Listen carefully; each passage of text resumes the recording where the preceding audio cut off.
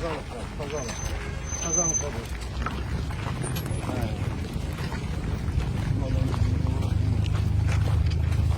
Hazreti Ömür var. Çalışkanla protein yiyor. Allah. Allah. Kenarlar alasın.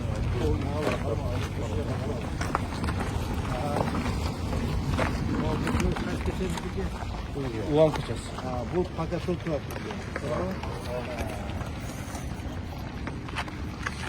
O pasatın ne başka?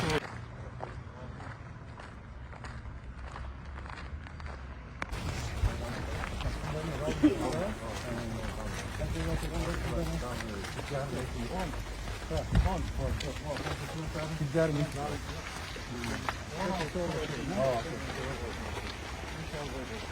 Onu dizayn işlep berişimiz kerak. Az bular alıştı, yerine kalgan bir göz alış kerakmış.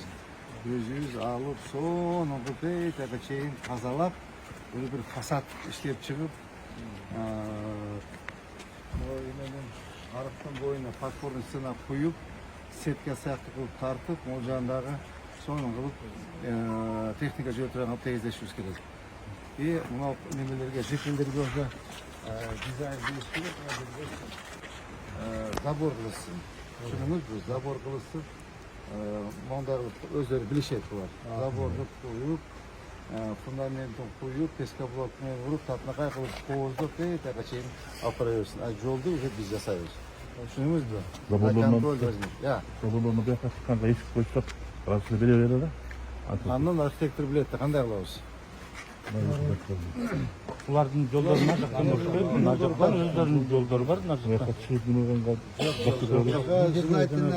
Желательно ruhsat berбеш керек. Анткени bu yoqda чыгылат дагычы.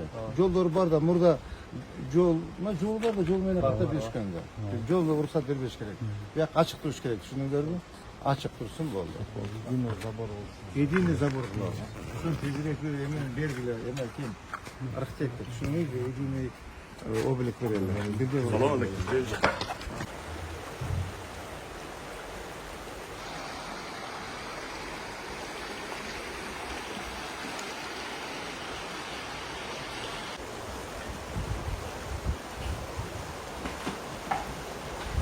Tabii biz kalkıp biz современный kılıp жасаш керекti.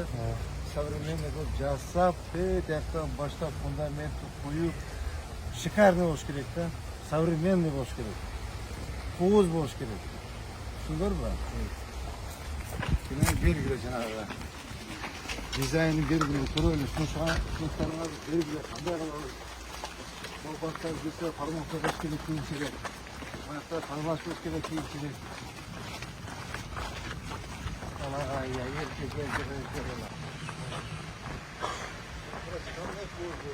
Zaten bari formatlar hoş geldin. Neyse.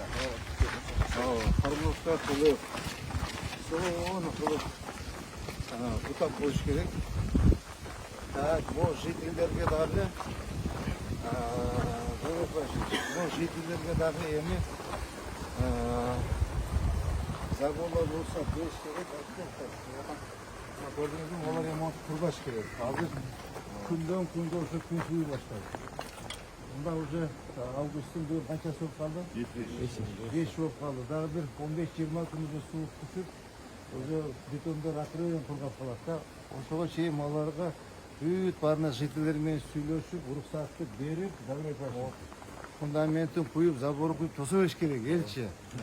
Çözбөй кала уже бүттү, жумуш бүттү. Бүгүн бергиле. Ажеке кандай, жакшы болуп иштеди. Сиз үйдесиз, э? Yok, kvartalına verdim. Сен кана үйдү барсыз? Жүрөк.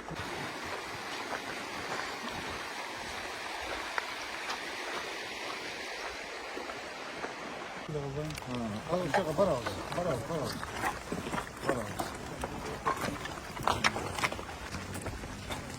Zaten da okula alıştırdık.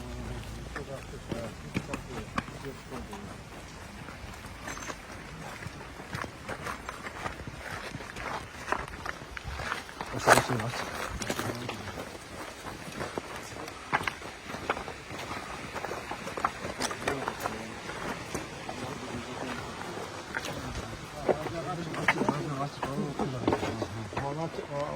Bunlar alınır. Жалгыз зейнеті болса алынır. Райкомсына жақтырып ашылады. Емеге чейин, Москомға чейин. Максимумга чейин ага чейин үйлөр бар. Память, электроник, емелер бар. Аз ал жаққа барабыз алғаш.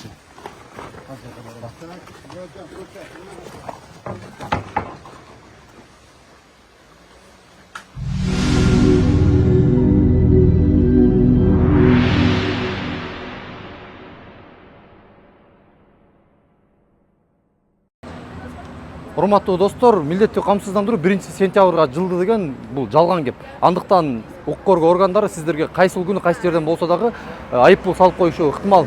Сиздер биздин онлайн кызматыбызды көрсөңүздөр болот. Азыркы күндө шаар ысык, жолдор тыгын, сиздин убактыңыз дагы жок болуп калышы толук ыктымал. Андыктан бизге өзүңүздүн документиңизди жибересиз. Биз сизге кайра 5 мүнөттүн аралыгында полисти дайындап жибере алабыз. Андыктан төмөнкү номерлерге чалып, күнбү-түнбү байланышсаңыз болот. Ошто шаарды аралап өткөн каналдардын суу коруу аймактарында снос иштери жүрүп жатат. Кала башчысы рейд учурунда жеке тараптар менен түшүндүрүү иштерин жүргүзүп, суу короо зоналары бошотулууда. Талапка ылайык эми ал жайларда заманбап жашыл эс алуу бага курулат. Анда вело жол, тротуар, эс алууга орундуктар жана оргумалар пландалган. Ош мэриясы Увам жана жекелик каналдарын жашылдандыруу көрктөндүрүү боюнча эскиздик долбоорун жарыялаган. Бул боюнча толугураак кийинки материалда сөз болот. Не қантып бұзбайсың оны, қарасаң суның арқын үстіне салып алса, бұл су тиіп тұрады. Ертеңіне су қойса қантып алғады. Қарасаң, бүт барып наводение болады. Ардияқты өзің естіріп тұрады. Сал қандырыңдан. Оған қантып компенсация бересің, водоқан zoruna тұрсын.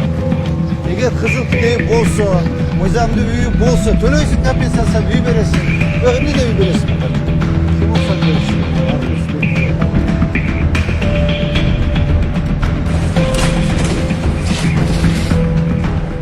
Ошто шаарды аралап өткөн каналдардын жээктери мыйзамсыз курулуштардан тазаланууда. Буга чейин кала башчысы Жеңишбек Токторбаев жеринде түшүндүрүү иштерин жүргүзүп, суу корук зоналарын бошотуу, талаптагыдай кылып иретке келтирүү тапшырмасын койгон. Ага Увам каналынын коруу аймагына жайгашкан чайханалар, турак үйлөр бошотулуп жатат. Ордуна эс алуу багы жана веложол курулуп, дал ушул эскиздик долбоордогудай болуп өзгөрөт.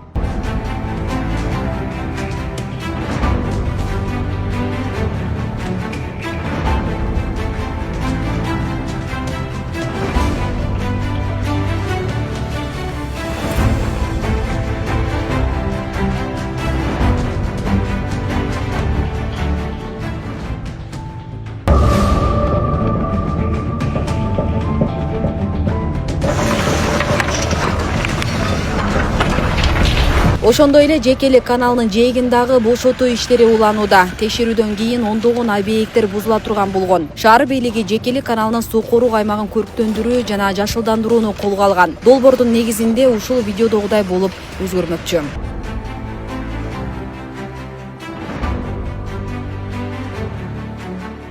Анан суу коруу зона боюнча бул жерде жекелик канал өткөн. Жекелик каналдын суу коруу зонасы биякта калсын, анын үстүнө орноштуруп, курулмаларды куруп, арганда акырчыкилерин, антисанитария ушулар аныкталгандан кийин биз ушуну жалпы эле мындан кийин эч кандай ушундай көрүнүш болтурбоо максатында аны бошотуу планын койдук да. Бүгүнкү күндө Азамат азыркы учурда бир күйүүчү май сатуучу бекет келип, өзүнүн жанагы майларын биз эмки жуманын 3-күнүнө чейин бошотуп, снос иштерин баштап беребиз деп азыркы учурда кепилдигин берип кетишти да. Бул дагы болсо бул элдин жергиликтүү бийликке, негизи эле мамлекетке болгон ишеничи, ошол эле учурда колдоосу болуп атат да. Бүгүнкү күндө эч кандай каршылык иштери жок. Буюрса, ушу снос иштери аяктап калса, жана коммуникациялардын зымдарын, трубаларын, теплотрассалар жылдыруу, ушуга окшогон иштерди бүтүрүшү менен ал жер абаттандырылып, буюрса жакшы эс алуу паркы курулат. Жалпысынан Ош шаарында бир дарыя жана 9 канал бар болсо, ал аймактарда суу корук зоналары тазаланып, тиешелүү иштер жүрүүдө.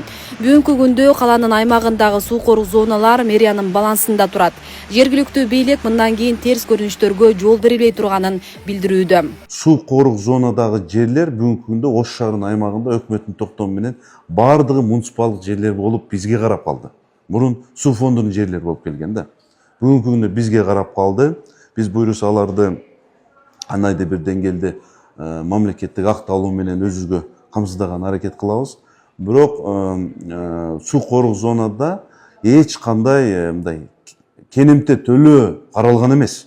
Себеби бул жер биринчиден өтө орчундуу, кооптуу жер болуп эсептелет. Өткөн жылы нөсөрлөгөн катуу жамгырдын айынан өзүңүздөр көрдүңүздөр, сел болуп, селден кийин адамдардын өмүрлөрү кыйылды. Бул ушуга окшогон көрүнүштөрдү болтуруу максатында биз Ош шаарынын мэриясы бүгүнкү күндө тиешелүү мекеме ишканалар бул менен жапырт иштеп, ушу суу корук зоналарды бошотуп, ошол эле учурда жана адам өмүрүнө залал келтирбей турган проекттерди иштеп, бүгүнкү күндө архитектура эскиздик долбоорлорун берди. Буюрса, ушул биргеликте мыйзамдарды сактоо менен элге, шаарга шамал жүргүзүп, микроклиматты жеткирип, ошол эле учурда эң орчундуу нерсени айтып коюшум керек. Буга чейин Кыргыз Республикасынын өзгөчө кырдаалдар министрлиги дагы ар кандай ушу адам өмүрү кыйылган учурда буларга аябай тоскоолдук болуп келген да. Эми мындан ары эч кандай мындай жаман иштер болбосун деп тилек кылабыз, бирок ошол эле учурда кырсык айтып келбейт. Бул өзгөчө кырдаалдар министрлигинде да аябай чоң мындай роль ойной турган бир иш болуп атат да.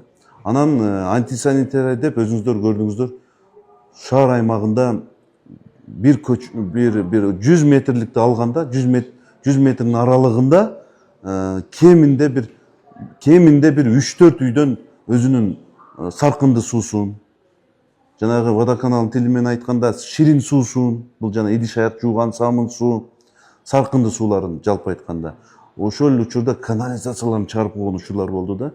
Бул да болсо бул баягы убагында көзөмөл жүргүзүлбөгөндүн айынан, жеринен барып көрбөгөндүн айынан ушундай бир көрүнүштөр, ушундай бир жагымсыз нерселер пайда болуп калган. Бүгүнкү күндө жергиликтүү бийлик катары Ош шаарынын мэриясы, тиешелүү мекеме ишканалар жапырт киришип, даракта зеленхозу, канализациясын водоканалы, снос иштери менен УМС жапырт ынтымакта биргеликте иш алып барып, бардыгын эч ким нааразы кылбай, ыраазычылыгы менен бошотуп, Жеңишбек Шармановичтин тапшырмасы толук кандуу мыйзам чегинде аткарылып атат. Оны карагыла, Акимжанович. Оны карап канализация службалары чакыргыла дагы, эгер туалеттен кеткен суу болсо штраф салгыла. Бейле келсек, бул иштердин баары Ош шаарынын мэри Жеңишбек Токторбаевдин көзөмөлүндө турат. Учурда калаада дагы бир нече ири долбоорлор ишке ашырылууда. Асет Сыдыкова, Регион телеканалы, Ош. Олар да жылабы нар жакка.